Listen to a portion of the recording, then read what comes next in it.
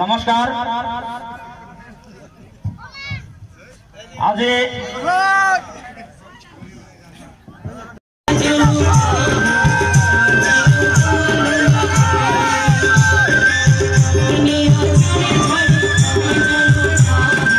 নমস্কাৰ পোনপ্ৰথমে মই আমাৰ কোকৰাঝাৰ সমষ্টিবাসী ৰাইজক ক্ষমা খুজিছোঁ কাৰণ তেওঁলোকক মই হয়তো সকলোকে দেখা দিব নোৱাৰিলোঁ অনুৰোধ তেওঁলোকে বেয়া দায়িত্ব নধৰে আমি নিশ্চয় নিৰ্বাচিত হোৱাৰ পিছতে তেওঁলোকক আমি লগ হোৱাৰ ব্যৱস্থা কৰিম আৰু আচলতে আজি জনসভাখন হোৱাৰ কথাই নাছিল কিন্তু আমাৰ কৰ্মীসকলৰ এটা আগ্ৰহ আছিল যে ছাৰে এবাৰ ইয়াত দেখা দিব লাগে কাৰণ আপুনি দেখিছে সময়টো আৰু তাৰ গতি কেলকুলেশ্যনটো গণ্ডগোল আছে আমি কেৱল আজি আমাৰ প্ৰচাৰৰ পাৰ আছে কোকৰাঝাৰ আমি কোকৰাঝাৰ যোৱাৰ আগতেহে আমি যাতে ইয়াত সোমাই যোৱাৰ কথা আছিলে সেইকাৰণে এইটো আমাৰ মেটাৰ নহয় কিন্তু অলৰেডি গাঁও সিদ্ধান্ত হৈ গৈছে এটা দুটা ভোট ইফাল সিফাল হ'ব তাতকৈ বেলেগ নহয় আৰু এটা কথা নিশ্চিত যে আমি এইবাৰ 60% আশা কৰিছোঁ ভোটটো আৰু যাতে 5 লাখ মাৰ্জিনটো হয় কাৰণ অলৰেডি বাকীবিলাক তালিকাবিলাক বান্ধিছে কেৱল এটা আশাত আছে অলপ পইচা চইচা দি কিবা কৰিব পাৰে নেকি নম্বৰ ভোটটো ভাঙিব পাৰে নেকি কাৰণ তেওঁলোকে এতিয়া যুঁজিছে সন্মান ৰক্ষাৰ যুঁজ যে আচলতে ছেকেণ্ড কোন থাকিব থাৰ্ড কোন থাকিব ফ'ৰ্থ কোন থাকিব অলৰেডি কৈ গৈছে আমাৰ মিনিষ্টাৰ বা যিবিলাক ডাঙৰ ডাঙৰ শাস্তি আছে তেওঁলোকে কৈছে যে আমি কেৱল সন্মানৰ খাতিৰত এতিয়া আমি ইয়াত যুঁজিব লগা হৈছে আচ্ছা এটা কথা হৈছে আপোনাক সমৰ্থন কৰাক লৈ ইতিমধ্যে আকাশৰ মাজত এটা বিভাজনৰ সৃষ্টি হৈছে ইয়াৰ ফলত ভোটৰ বিভাজন হ'ব বুলি আপুনি ভাবিছে চাওক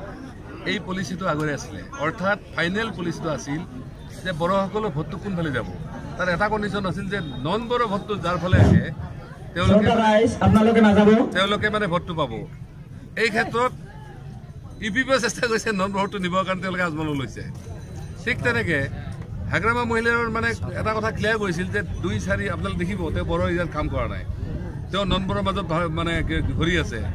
তাৰপিছত লাষ্ট টাইমত আমাৰ যিবিলাক লেডাৰ আছিলে নেতা আছিলে তেওঁলোকে পইচা পাতি দি কিনি ৰাইজৰ মাজত পইচা বিলাই তেওঁলোকে কামটো কৰাৰ কথা আছিল কিন্তু অলৰেডি তেওঁলোকৰ হেৰিটো আমি আগতেই জানো পলিচিটো আগতে জানো সেইকাৰণে আমি এই কথাখিনি আগতে কোৱা নাছিলোঁ আজি জাষ্ট আপোনালোকৰ জৰিয়তে কৈছোঁ সেই পলিচি শেষ গুকুল বৰ্মন মুকুল বৰুৱা তেওঁলোক আমাৰ কাৰণে কোনো এনেকুৱা ধৰণৰ কথা নহয় তেওঁলোকে এটা ভোটো না কৰিব আৰু তেওঁলোকে ভোট নাও নকৰে কাৰণ মুকুল বৰুৱাৰ পিছত মাক মাৰিছে ছাত্ৰ লাগে ছাত্ৰ পাতিও পইচা লাগে ঠিক তেনেকৈ গুকুলৰ অলপ প্ৰব্লেম হৈছে নিজেও মোক কৈছে বোলে ছাৰ মোকতো দৰকাৰ চকত কৰিলেও অসুবিধা নাই আপুনি কেৱল পইচা দিব লাগে কাৰণ জানে আমিতো পইচা দিব নোৱাৰোঁ গতিকে এনেকুৱা কথা আৰু অলৰেডি চন্দন মোহন তেওঁলোকৰ অলপ ঘৰুৱা সম্পৰ্ক আছে গতিকে মই ভাবোঁ তেওঁ ভালে কালে পইচা পাতি দিলেতো ভালকৈ থাকক এইটো ৰাইজে নুশুনে কাৰণ সেই সময়ত আমাৰ বিশ্বজিৎ মানে ৰয় বিৰোধিতা কৰিছিলে গতিকে বিশ্বজিৎ ৰয় হোৱাৰ কোনো এফেক্ট নহ'ল বৰঞ্চ এইবাৰ কিছু আৰু ভাল হ'ব আৰু এইবাৰ মানুহবিলাকে বুজি গৈছে মানুহে আৰু এই কথা শুনাত নাই কেৱল আমি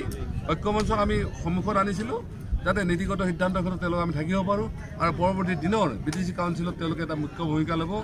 আজিৰ পৰা তেওঁলোকে আৰম্ভ হৈছে হয়তো কালি পৰহিৰ পৰা তেওঁলোকে তালি টোপোলা বান্ধিব আৰু আহি থকা দিনৰ পৰা 23 তাৰিখে ৰিজাল্ট দিয়াৰ পিছত মেৰ 24 তাৰিখৰ পৰা আপোনালোকে দেখিব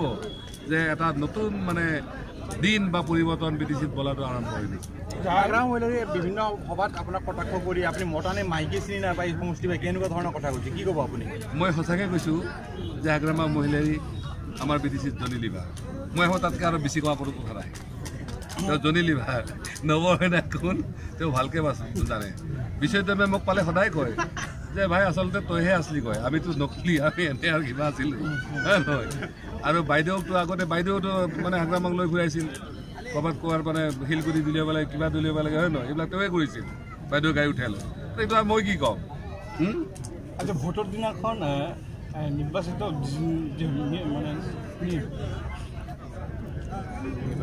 মানে ভোটৰ দিনাখন যে যেনে ধৰণৰ ভোট হ'ব লাগে একদম তেনেকৈ ভোট হ'ব লাগে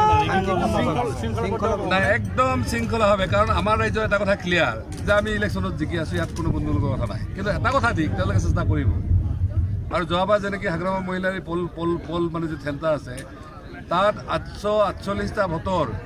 মাত্ৰ 2টা ভোট পল হোৱা নাছিল এইবাৰ মই পলিং যিবিলাক অফিচাৰ আছে প্ৰেচিডেণ্ট তেওঁলোকক মানে ৰিকুৱেষ্ট কৰিছোঁ যে এইবাৰ যদি তেনেকুৱা এটা ঘটনাও তেওঁলোকৰ সন্মুখত ঘটে হা এইটো কিন্তু তদন্ত হ'ব ভোটৰ দিনাখন হাগ্ৰামা বাহিনীয়ে অস্ত্ৰৰে ভাবুকি দিব পাৰে বুলি সম্ভাৱনা আছে নেকি আপোনালোকে চাওক গাঁৱৰ মানুহ ৰেডি হৈ আছে মই জাষ্ট ক'বৰ বাকী আছিলে এইটো অৰ্ডাৰ অলৰেডি হৈ গ'ল যে কোনোবাই যদি বন্দুক লৈ আহে তেওঁ কিন্তু ঘূৰি যাব নোৱাৰিব খাটাং কথা গতিকে সেইকাৰণে কৈছোঁ যদি নিজৰ জীৱনৰ প্ৰতি অলপ মমতা আছে আমাৰ ডেকা বন্ধুসকল যিবিলাক অস্ত্ৰ ধৰি আছে বা তেওঁলোক ইউজ কৰি আছে তেওঁলোকে এইবিলাক নকৰিব নৱসেনাৰ ওচৰত আহক বন্দুক পাতি আমি চৰকাৰে গোটাই দিম তেওঁলোকৰ সংস্থাপনৰ আমি ব্যৱস্থা কৰিম আলফা সমস্যাটো আগুৱাই নিয়াৰ ক্ষেত্ৰত এইবাৰ আমি ক্লিয়াৰলি কৈছোঁ আলফা নহয়, অকল আলফা বুলি নৰ্থ ইষ্টত যিমান সংগঠন আছে আমি ইলেকশ্যনৰ পিছত এতিয়া মাতিলে তেওঁলোকে ভাবিব ৰাজনীতি কৰিছে নব হয় নাই, কাৰণ 2-4 তেওঁলোকৰ আপোনাৰ হাগ্ৰামাৰ ফলত চলি আছে, বোলে চলি থাকক, পইচাৰ অভাৱ আছে, কিন্তু তেওঁলোকক আমি ইলেকশ্যন যোৱাৰ পিছত মাতি তেওঁলোকৰ যিখিনি এজেণ্ডা, অসমৰ বৃহত্তৰ স্বাৰ্থত যিখিনি এজেণ্ডা আমি সেইখিনি কেৰি কৰিম, আৰু আমাৰ যিসকল কৰ্মী আছে বিশেষকৈ সংগঠনবিলাকৰ তেওঁলোকৰ সংস্থাপনৰ ব্যৱস্থা আমি উইদিন মানে 2020 আমি আপোনাৰ এই ক্ষেত্ৰত বহুকেইখন কেছ আছে, হাগ্ৰামাই কৰিছে বহু সভাত। চিয়'ৰ, কোনে কৈছে কেছ নাই বুলি, কিন্তু তেওঁতো নিশ্চয় জানে যে কেছ থাকিলেও যদি কনভিকশ্যন নহয় 2 বছৰ তেতিয়ালৈকে ইলেকশ্যন খেলিব পাৰে। আৰু ইণ্টাৰেষ্টিং কথা, নৱসেনে বাৰ কৈছে যে যদি কিবা সুবিধা লৈছে নৱসেনে লোৱা নাই, তেওঁলোকে লৈছে যে নৰ্থ ইষ্টত আজি সেইকাৰণে ৰঞ্জন দমে ক'ব পাৰিছে, অঞ্জলি ক'ব পাৰিছে যে যদিহে হাগ্ৰামা মহিলাই কোম্পানীক চৰকাৰে ৰেহাই নিদিলে কেছৰ পৰা, তেতিয়াহ'লে আজি ৰঞ্জন বা প্ৰমিলে কি কয় অঞ্জলি ক'ব নোৱাৰিলেহেঁতেন, কিন্তু নৱসেনে আলফা সেইটো কৰা নাই। আলফাৰ মানুহ অলৰেডি